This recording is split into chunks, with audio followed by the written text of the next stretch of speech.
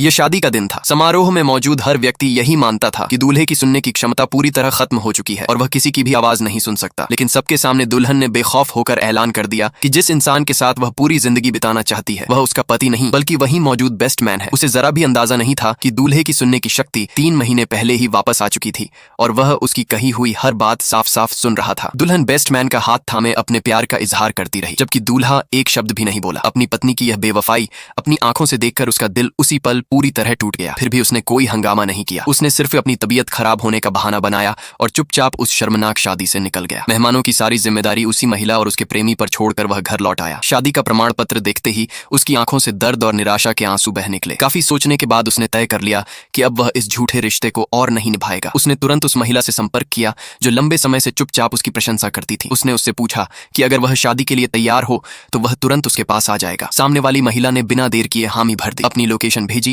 और उसे कानूनी रूप से शादी का पंजीकरण कराने के लिए बुला लिया। उस रात जब वह घर लौटा तो वह शांति से आराम करना चाहता था, लेकिन उसने देखा कि उसकी पत्नी बेस्ट मैन का हाथ पकड़कर घर के अंदर आ रही है। इतना ही नहीं, उसने नई शादी की मर्यादा की भी परवाह नहीं की और जिद करने लगी कि बेस्ट मैन उसी रात उनके घर में रुकेगा। पत्नी का यह रवैया देखकर पति के मन में गहरी बेबसी भर गई, लेकिन उसने सोचा कि जब यह रिश्ता वैसे भी खत्म होने वाला है तो अब विरोध करने का कोई अर्थ नहीं है, इसलिए उसने चुपचाप इसकी अनुमति दे दी। आधी रात को उसने सोने का नाटक किया, लेकिन तभी उसकी पत्नी चुपके से उसकी सुनने वाली मशीन उठाकर ले गई और बगल वाले कमरे में जाकर बेस्ट मैन के साथ बेहद नजदीकी और अनुचित व्यवहार करने लगी। उन्हें अपनी नई शादी और रिश्ते की जरा भी परवाह नहीं थी। यह सब देखकर पति का दिल पूरी तरह टूट गया। वह चुपचाप उठा और दोनों के बीच की पुरानी सभी चिट्ठियां जलाकर राख कर दी। उसी पल उसने अपने अतीत की हर याद हमेशा के लिए खत्म कर दी। अगली सुबह उसे लगा कि बेस्ट मैन अब खुद ही घर छोड़कर चला जाएगा।